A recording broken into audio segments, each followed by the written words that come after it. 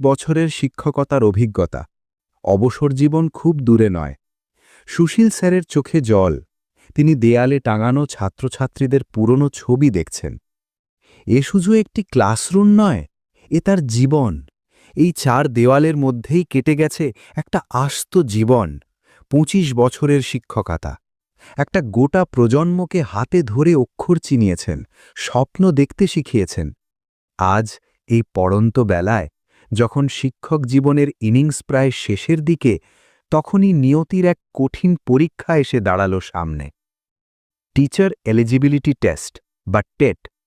আবার পরীক্ষা?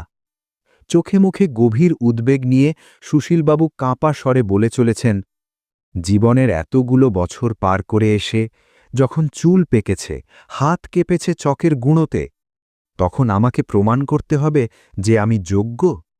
এতদিন তবে কি ছিল?